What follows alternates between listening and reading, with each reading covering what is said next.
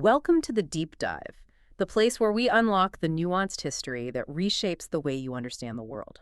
Today, we are focusing on a period of just intense violence and extraordinary strategic defiance in the Caribbean. We're traveling to St. John, part of what is now the U.S. Virgin Islands, to really dissect the events of 1733. Right. We're diving into the 1733 slave insurrection on St. John, which at the time was part of the Danish West Indies. And this is one of those events that often gets, just kind of pushed to the side like a footnote in the bigger story. Exactly. But the timeline alone tells you how significant this was. The revolt kicks off in November 1733, and it isn't officially suppressed until August of 1734. That's 9 months. A staggering 9 months of sustained, organized warfare. Which makes it not only one of the earliest major slave revolts in the Americas, but also one of the longest.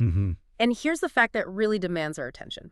This insurrection marks the first documented instance where enslaved people successfully captured and controlled an entire colonial territory. They seized the reins of a European state.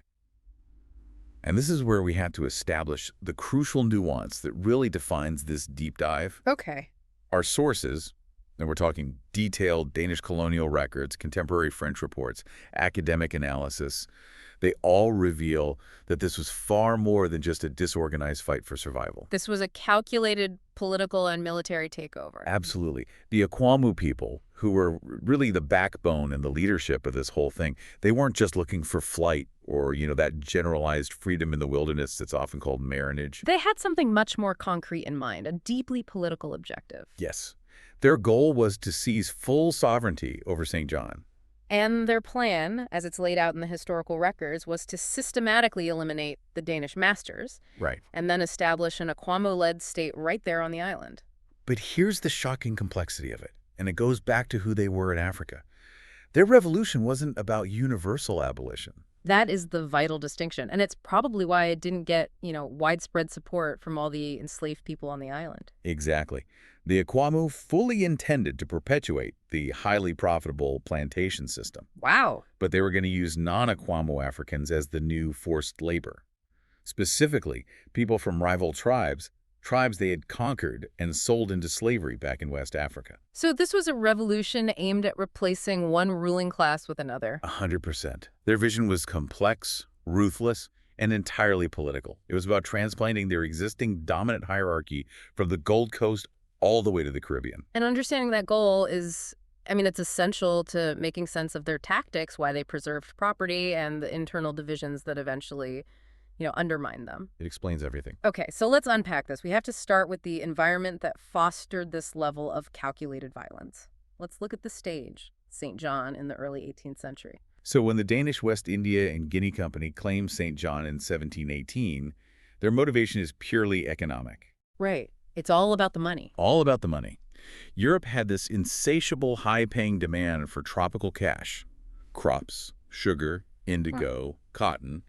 The profit potential was just immense. I read one source that compared the sugar trade back then to what we might think of as organized crime or drug trafficking today. That's a great comparison. Yeah. It was that lucrative and that brutal.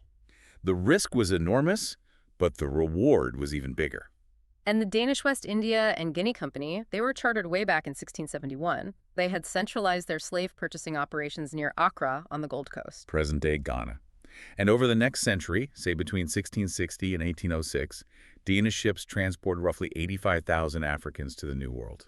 So Denmark was a significant player in the transatlantic slave trade, even if they're often overlooked in the broader narrative. A very significant player. Yeah. But St. John was structurally flawed as a sugar colony, and that flaw contributed directly to the tensions that just exploded in 1733. How so? What was wrong with the island? Well, for starters, it's mountainous, incredibly rocky, and it lacks the consistent rainfall you really need for ideal sugarcane cultivation. Okay, so planters couldn't just rely on the terrain to deliver high yields? Not at all. They had to rely on sheer, brute force and massive labor input just to make their margins work. Which means the enslaved population on St. John was probably worked harder for lower yields than on, say, the flatter, bitter-watered French islands. Absolutely. The daily grind must have been just exceptionally taxing. And then compounding the structural weakness was a demographic failure on the part of the colonizers. Right. Young Danes were profoundly reluctant to immigrate to St. John. They knew about the hard labor, the disease, the isolation. It was not an attractive proposition. They even tried to supplement the population with indentured servants, right? Danish prisoners. Yes, and it failed dramatically. They saw the assignment as a death sentence. Many of them died quickly or suffered the same abuses as the enslaved population, which just added more instability to the whole situation. So the reliance on imported African labor wasn't just a preference. It was an absolute necessity. The colony couldn't exist without it. And by mid-1733, the numbers really spell out the danger the colonizers were in. They really do. By that year, St. John had 109 plantations carved out of its rugged landscape. And the enslaved population totaled 1,087 people. And the European inhabitants, a mere 206. That's a 5-to-1 ratio. It's actually more than 5-to-1. The entire white population was just swimming in a sea of potentially hostile labor. A sea is the right word for it. So how did they even rationalize maintaining control with such an overwhelming demographic disadvantage? Well, they relied on two things. Psychological terror, which we'll get into, and just extreme administrative complacency. Complacency? How? The Danish West India Company provided only 6 soldiers for the entire island. That's 6 soldiers. This meant they were wholly reliant on a local, amateur white citizen militia. Many of them were just planters themselves, not trained soldiers. If you were a rebel leader, that vulnerability would be a screaming sign. A massive, flashing green light.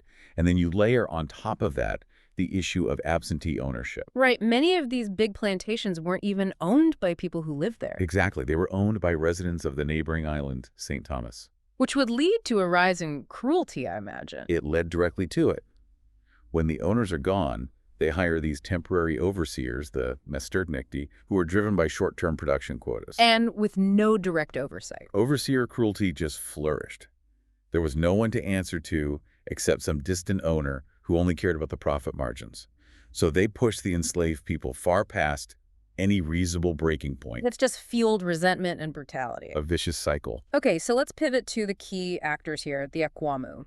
Understanding their background isn't just, adding flavor. It explains the entire political framework of this revolt. It's perhaps the most crucial historical point of this entire story. We've established they weren't typical field laborers, so what was their status back in West Africa? Before they were enslaved, many Akwamu were high-ranking members of their society. We're talking about nobles, wealthy merchants, powerful military leaders. People accustomed to being in charge. Accustomed to ruling.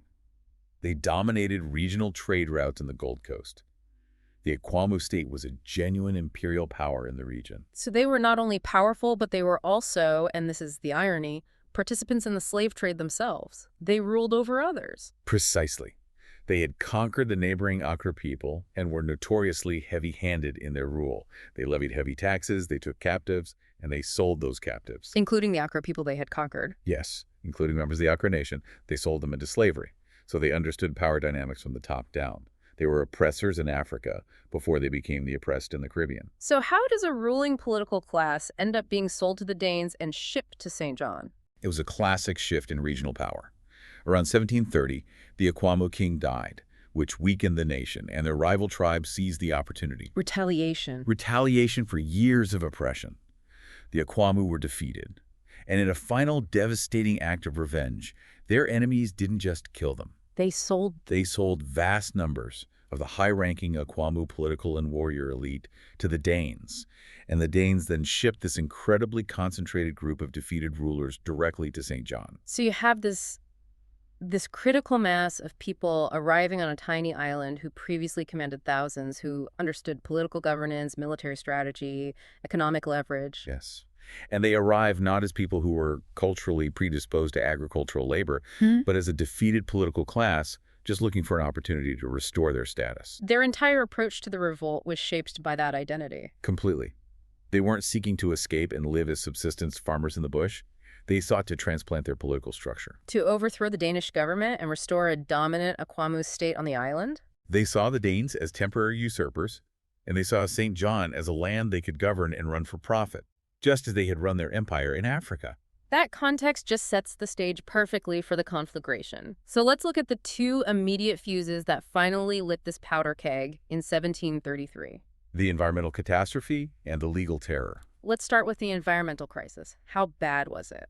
It turned existing hardship into an absolute survival crisis.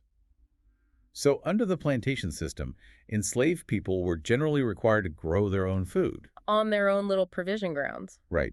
Staple crops like potatoes, beans, cassava. And they had to cultivate these in the minimal spare time they had after finishing their brutal work for the plantation. Which means any environmental disaster would immediately lead to starvation for them. And disaster struck in this overwhelming three-part sequence in 1733. St. John was already vulnerable from prior droughts, but the spring and summer brought another prolonged drought. And that was followed in July by a severe hurricane. The hurricane wiped out what little crops remained, both the cash crops and the provision grounds. And as if that wasn't enough, Let me guess. Insects. a plague of crop-devouring insects.